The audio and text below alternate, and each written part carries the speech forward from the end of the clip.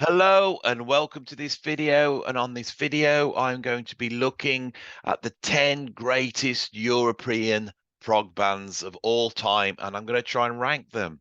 Now, this video has come out of a lot of comments from in for various YouTube videos I've done, where people have saying you never cover European prog bands, and you miss this band out and you miss that band out.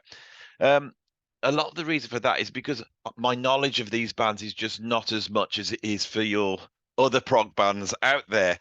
But I've been doing a little bit of research, and obviously I do know some of these bands, and I've listened to them. And so over the past few weeks, I've been trying to create a ranking order of progressive rock bands. Now, before we start, I'd just like to say I've got a new camera, a new microphone, so I'm trying that out. I hope you don't mind this. It's a little bit lower quality, but it will speed up the process of making these videos for me. So if it's satisfactory, let me know, because it means I could do a lot more videos like this. Also, I've got a heater on.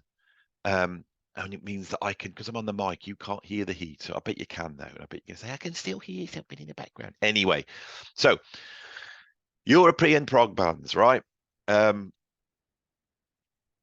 There's a whole host of bands across a whole host of countries. The research I've been doing into this, I've been trying to find out if there are any European prog bands that are innovating progressive rock between 67 and 69, when bands like Pink Floyd and the Moody Blues and King Crimson are pioneering the basis of prog. And it's very hard to find any European prog bands that are doing that. So what we have here is a European answer to British progressive rock bands. And I think because I favor innovation so highly on my ranking of these videos, it's why they don't appear so much.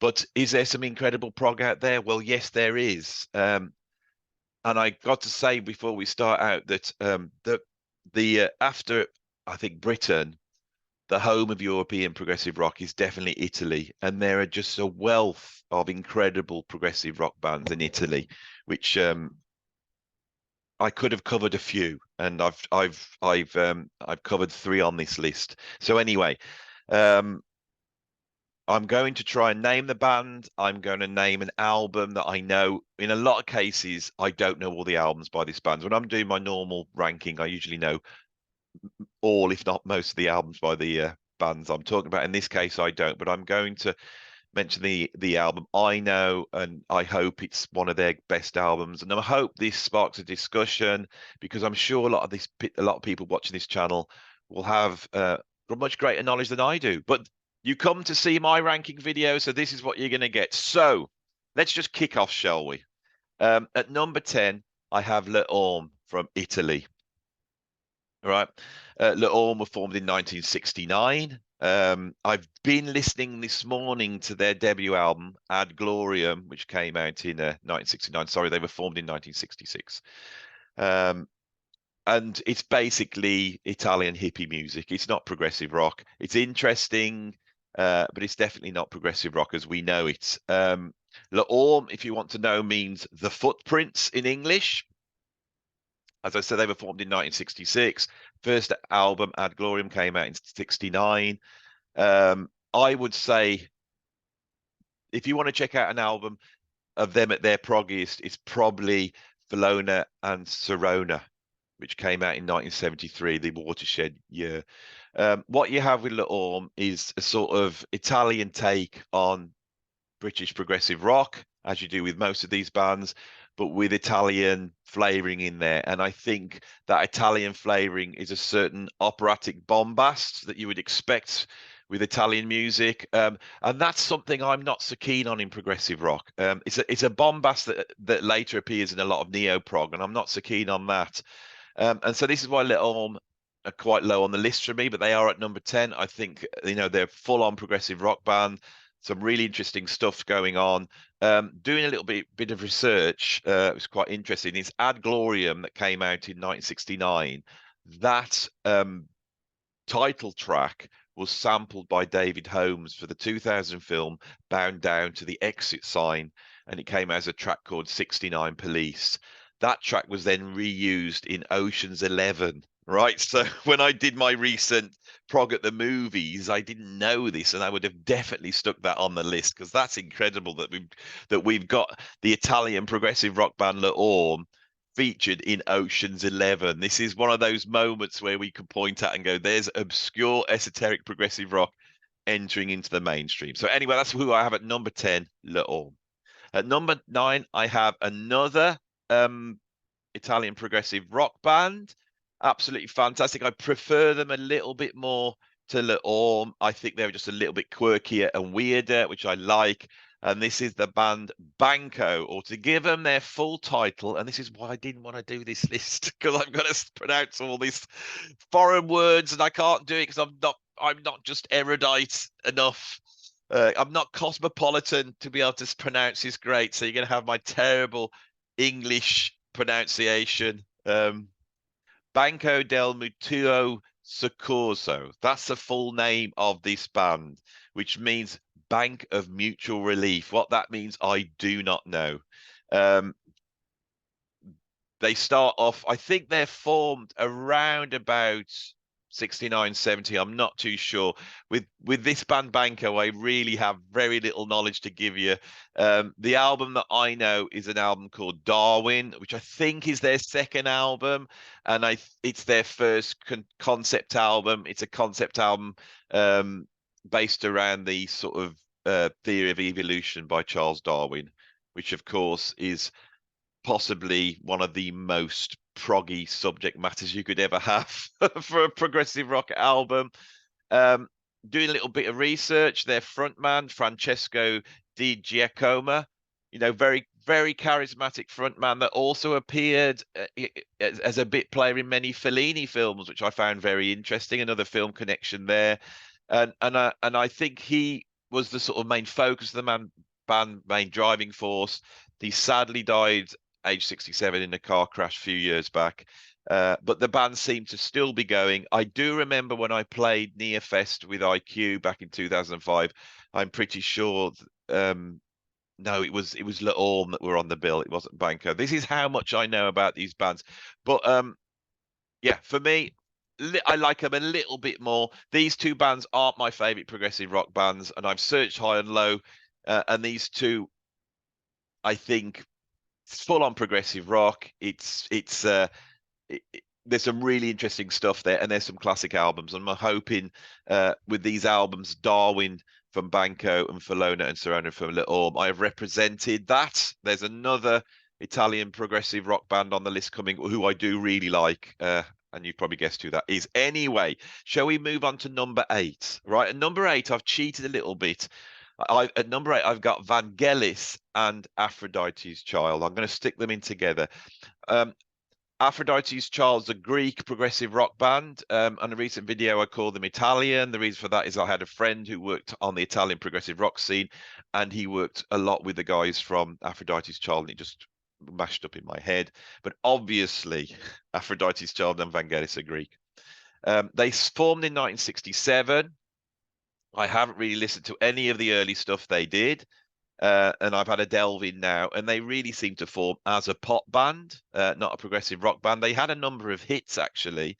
So they make a number of albums. Their final album, which comes out in 1971, is 666, which I think we have to rate as one of the most important progressive rock albums of all time. I'm not a huge fan of it myself personally, but I know people love it, and I know 71 to bring an album like that's this band are cutting edge. They're probably one of the most cutting edge British based influence prog bands. There are other bands in Europe that are coming out of something else. We're going to get onto that in a minute. So, and they are massively influential on music. Let's just put that aside. But of the European prog bands that take their lead from the sort of English, British progressive rock sound, I would say that Aphrodite's Child are probably the most innovative, and they're in there early in 71 with 666. After that, they split up. Demis Roussos goes on to sort of middle of the road fame, and for us English people, we probably know him best for The party plays in the play and film Abigail's Party, which is a story about a housewife who, amongst other things, loves Demis Roussos and keeps playing his records. So a sort of very quite cheesy reference, and so Demis Roussos has become known in England at least as a sort of quite cheesy middle of the road artist, but we forget that he was part of this sort of dark churning progressive rock album 666 by Aphrodite's Child. When they split up after 666, because I think there was a lot of fighting when they made that album, they just didn't quite get on. I think Vangelis then goes on to become a legendary progressive rock musician and has to be on this list as a separate entity as well. Vangelis, there's so much there that I think makes him important. So let's start. When he leaves, he makes a series of albums. The first and most proggiest is Heaven and Hell, an album I absolutely love. That album was a soundtrack to Carl Sagan's Cosmos TV series, a TV series that meant so much to me growing up, and that soundtrack meant so much to me. And I think for me, this would rank, if I was doing sort of a ranking of my favorite European prog albums, Heaven and Hell would really be high on the list. Really important album to me. Of course, he then went on to partner up with John Anderson, with John and Vangelis, had a bunch of very commercial, poppy but prog influenced hit records. He then goes on to start doing movie soundtracks, and there you hear again this idea of the progressive rock aesthetic going mainstream. And when we listen to Chariots of Fire or we listen to Blade Runner, we hear there the influence of progressive rock on mainstream culture. And for that, Vangelis has to be on this list with Aphrodite's Child. Some really important albums and work there for one of the greats. So that's who I've got at number 8 is Vangelis and Aphrodite's Child. Right. Number 7 and 6, I couldn't decide which one to put above the other, so I'm going to equally rank them. But I'll say this is number 7, but they're equally ranked. At number 7 and number 6, we have two of the greatest krautrock bands of all time. People who watch this channel may think that I'm not a fan of krautrock, and I am. It's just that branch of progressive rock, if you want to call it.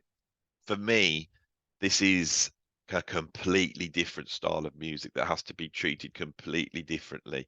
I would call krautrock experimental, free improvised rock music. I don't know. It's just, it seems to have elements that put it in a completely different category. Okay. One band that didn't make this list, and they were on the list, and then when I was listening to them, I thought this just is not progressive rock, and that would be Amon Düül II, whose album Yeti that came out in 1971 is the groundwork of krautrock. Krautrock it's like taking the rock band, fusing it with modern classical elements coming out of minimalism, coming out of composers like Lamonte Young, Steve Reich, Terry Riley, combining that with free improvised elements, and they create a sort of textural experimental rock music. This is what krautrock is to me. The two bands that I am going to put in are Can and Faust, and I've got at number 7 Can. The album that would represent them at their finest, I think, or their most famous album is Tego Mago, right? They were formed in 1968 by Holger Kuzakai, who played bass. We also have Ermin Schmidt on keyboards, Michael Caroli on guitar, and the incredible Jackie Leibniz on drums. If you go and check out Tego Mago, what you hear is a blueprint of all experimental rock music to come. And I can't talk about this band without also mentioning the next band I've got number 6, which is Faust, which is, of course, German for fist. They were formed in Hamburg in 1971 by the former music journalist Uwe Nettelbeck. Okay, and Faust, exploring similar territory to Can. Faust can be a little bit more song based. here in England, they're most famous for the Faust tapes that I think came out in '73 on the Virgin label, and it came out priced 98p. So of course everyone just went and bought it. There's a cost of a single, and that was a sort of collection of outtakes and oddments, really. The album for me that represents them at their peak is Faust 4, and what we have that is an album there which bookends these two sort of improvised experimental rock tracks. Track one being krautrock, which gives the genre its name, and then we have a number of songs in between. Can are more on the experimental improvisatory rock side. Faust do have songs in there, and I love their songs. What we hear, especially with Faust, which I think is why I've just edged them up a little bit, is when I listen to Faust 4, those songs seem to be the blueprint for Joy Division, for Early Human League, for bands like Cardiacs, Blur, Radiohead, and krautrock, which comes out of progressive rock, is the esoteric seed that feeds into punk and completely explodes this idea that punk was in opposition to prog. Okay, there's no krautrock without prog. There's no punk without krautrock. They seem to be holding hands, DNA wise. These bands are absolutely important, absolutely incredible bands. I've been listening to Can and Faust for the last couple of days in absolutely astonishment at these incredible albums they made. Why don't I talk about them on here? Because often they seem to be outside the remit of my list, right? So that's what I've got at 7 is Can, and at number 6 I've got Faust. You know, two incredible bands. So hopefully those of you who have accused me of being some sort of English xenophobic Brexiteer, you could see that I absolutely do love these bands. And, incredible stuff. Hopefully I have undone that charge, right, which has been put at me. And he won't put them in because he doesn't like European prog bands. No, it's partly to do with my own upbringing, partly to do with the music I listen to a lot. I never listen to these bands that much, Fan and Cows. In fact, I've got Tago Mago. I haven't even got Faust 4. I think I've got a recording of the Faust tapes somewhere, or I had one when I was younger. Faust 4 is an album I've come to recently. So it's just lack of knowledge. I don't know everything, but you've come here for my list, and that's my list. And I hope I've represented those two bands. At number 5, I have a band that I do own albums of, quite a few actually. One of the most influential bands in history, you know, and that would be Tangerine Dream. They were formed in 1967 by Edgar Froese. And what Tangerine Dream are, again, is another wing of European progressive rock, which I feel should not be quite contained within that genre, because this is not to try and divide it up. It's not to say, oh, be a gatekeeper and say, I don't think we should allow that in. It's to give due to what Tangerine Dream have done. And Tangerine Dream, who would sit on stage, three guys with a bunch of wires and boxes creating these mad ambient electronic sound, which would then influence so many bands. And if you look at the way music's made to now, you know, which is in completely electronic, you know, with computers, Tangerine Dream's influence on modern popular music is unfathomable. Right? Of course, they're coming out of the world of progressive rock, but are they making music like Yes or Genesis? No, it's a completely different thing.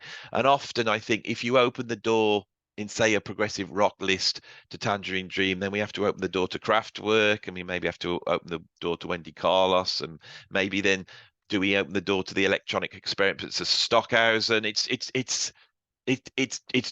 just to bind it in. But for me, Tangerine Dream are absolutely seminal in what they've achieved. The two albums that I own, that I two of my favorite albums would be Phaedra and Rubicon, and they would be, for those of you who've never listened to Tangerine Dream, two great albums to start off with if you want to get into this sort of mad electronic ambient music. Absolutely incredible. You put one of their albums on today, it sounds like it's made yesterday. It's so visionary and modern. That's who I've got at number 5. Okay.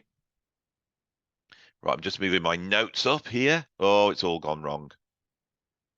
This is where a proper YouTuber would edit. Right, there we go. At number 4. Are we still going?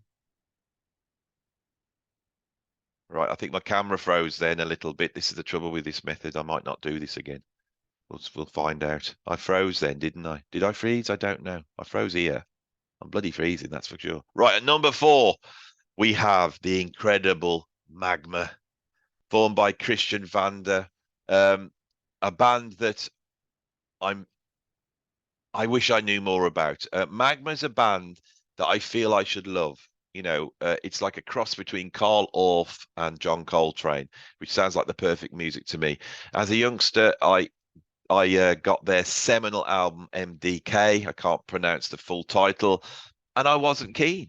I didn't like it. It seemed like sort of this chanty, you know, monotonous rock, and I wasn't a fan. As I've got older and started to understand Christian Vander's vision and this idea of sort of looking at a dystopian world around him and creating this cosmology which contains his own language, and writing songs with this idea of this future people that have left Earth that sing in this alternative language is an incredible thing. No one has ever done this. As a drummer, he's absolutely incredible. And this sort of cross between sort of choral music, Wagnerian sort of approach to bombastic rock with Coltrane is very interesting. Doing a little bit of research more recently with people on this channel saying, why haven't you covered Magma? And I do feel like I'm missing there. I've delved deeper. I think in 1975 they make a live album with Didier Lockwood on violin, and that's an incredible album. But for me, the album that I am absolutely in love with at the moment is the album Attack, which is like the Magma sound funneled through fusion and funk, an incredible band.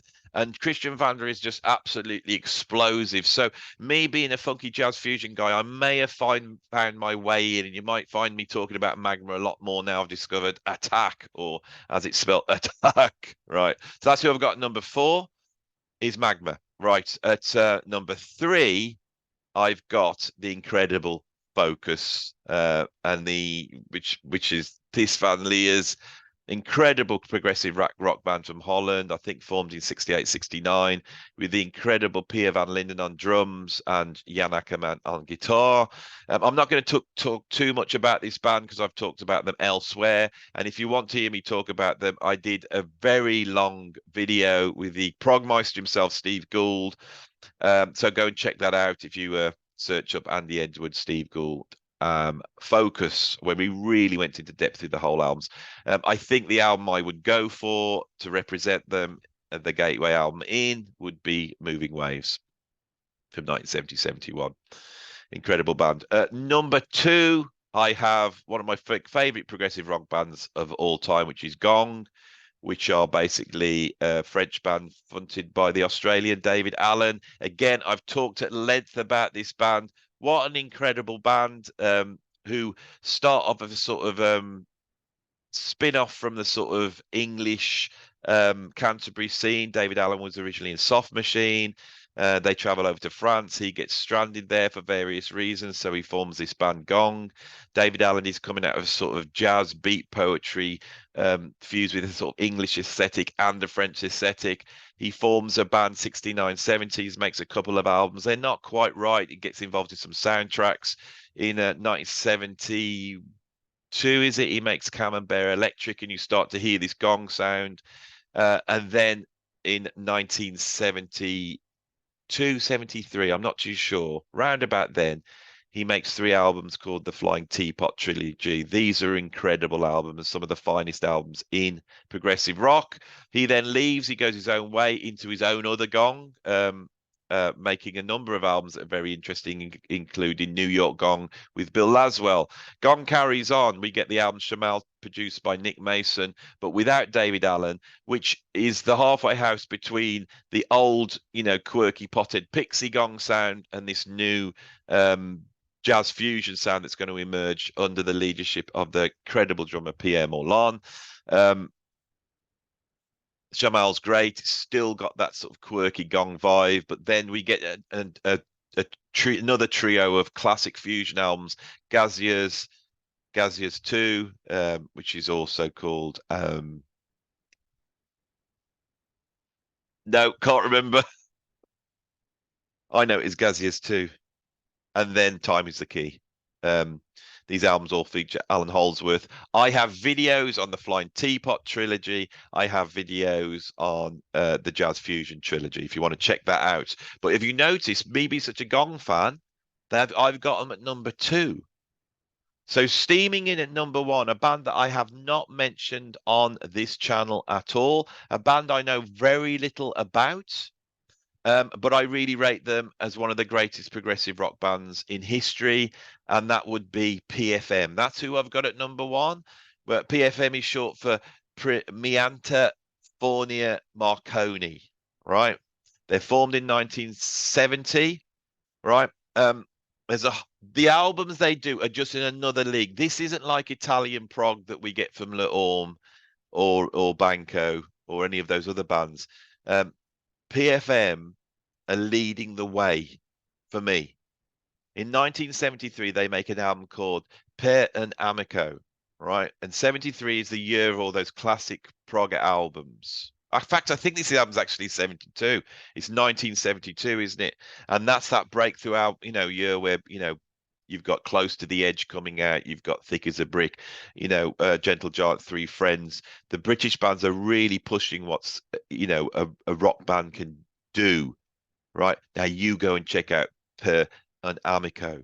Right, they are leading the way. This is some of the most complex, interesting, beautiful progressive rock ever made. I've been aware of PFM for years. The last few months, I've been listening a lot to them, to those early albums. And it's starting for me to rank up there with the greatest progressive rock ever made. I think these 4 bands, Magma, Focus, Gong, and PFM, for me, are the ones that really rank with all the other great progressive rock bands, Can and Faust, in their own group. This is what's really come out of this video. I wish I could tell you more about PFM. I'm pretty sure I played on the bill again at Nearfest with them back in 2005. And that was when I first ever heard of them, was reading the program for Nearfest. So it's a band that I didn't grow up with, but progressive rock fans, if you want to hear beautiful, complex, properly through composed, with experimental synth playing, and also with addition to the rock band violin and flute with orchestral elements and just incredible symphonic prog, go and check out PFN, especially the early albums in the 70s.